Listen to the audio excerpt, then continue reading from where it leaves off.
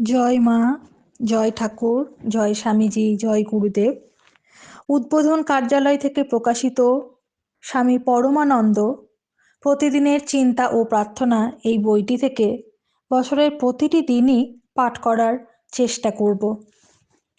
আশা করি আপনাদের সকলের ভালো লাগবে। দিব্যত্রয়ীর কৃপা শান্তি, কৃপা পরশ, প্রেমাস্পর্শ, তাদের ভাব আমাদের সকলের মধ্যে ছড়িয়ে পড়ুক, এই প্রার্থনা নিয়ে আমরা শুরু করছি আজ থেকে প্রতিদিনের চিন্তা ও প্রার্থনা স্বামী পরমানন্দ এই বইটির জানুয়ারি মাসের 1 জানুয়ারি থেকে পাঠ শুরু হচ্ছে। সকলকে সাথে থাকার জন্য অনেক অনেক ধন্যবাদ। যদি আপনাদের এই পাঠ ভালো লাগে অবশ্যই আমাদের চ্যানেলটিকে সাবস্ক্রাইব করবেন এবং অন্যান্য সকলের সঙ্গে শেয়ার করবেন। জানুয়ারি মাসের পাঠ সুন্দরভাবে সুসম্পন্ন হয়েছে। আমরা ফেব্রুয়ারি মাসের দিকে এগোচ্ছি প্রতিদিনের চিন্তা ও প্রার্থনা স্বামী পরমানন্দর। চালাও তোমার জীবন তরণী, স্থির বন্ধু, চলো তুমি স্থির প্রচলনে। জল বহে উদ্দাম গতিতে, কখনো বা অতি ধীর স্থির।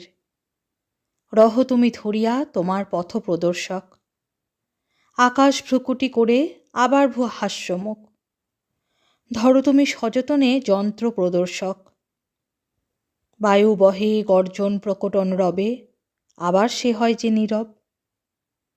ধরো তুমি দৃঢ় হস্তে তবে যন্ত্র প্রদর্শক, চলো তুমি ধরো হাল দৃঢ় হস্তে। স্থির গতি ধীর গতি হও অগ্রসর। ফেব্রুয়ারি স্থির সংকল্প। যিনি স্থিতপ্রজ্ঞ ও অবিচলিত, যিনি আনন্দ বেদনায় সুখে দুঃখে স্তুতি নিন্দায় সমভাবাপন্ন, যিনি সম্মান অসম্মান বন্ধু শত্রুকে এক বলিয়া মনে করেন, যিনি স্বার্থপ্রণোদিত সকল কর্ম পরিত্যাগ করিয়াছেন, তিনিই প্রকৃত জয়ী। এবং যিনি গুণাতীত হইয়া অচলা ভক্তির সঙ্গে আমারই সাধনা করিতেছেন, তিনিই সত্যি সেই পরম পুরুষের সঙ্গে যুক্ত হইতে পারিবেন। ভগবদ্গীতা। 6 ফেব্রুয়ারি দিনের প্রধান চিন্তা। মনের সমতা রক্ষায় জ্ঞানের পরিচয়। মুখস্থ করা যায়। করিও না সুখের আশ, দুঃখেতে রহিও উদাস। সমতার দণ্ড পড়ে দৃঢ় পদে, রহ তুমি স্থির। সুখের চাহিলে পরে দুঃখ হতে নাহিক নিস্তার। যমজ ভগিনী সম অবিচ্ছেদ্য দোহে তারা, রহে যেন আত্মা তব প্রশান্ত সুধীর, আনন্দ ও বিষাদের মাঝে। উপদেশ। যখন আমরা শরীরের কথা ভাবি তখন সহজেই উত্তেজিত হই, মনের সমতা তখন সহজেই নষ্ট হইয়া যায়। কিন্তু যখন আমরা আত্মভাবে উদ্বুদ্ধ হই তখন আমাদের স্থিরতা অক্ষুণ্ণ থাকে। ক্ষুদ্রচেতা মানুষ সহজেই বিচলিত হয়, কিন্তু যিনি উচ্চ প্রাণ তিনি সকল অবস্থায় মনের সমতা রক্ষা করিয়া চলেন।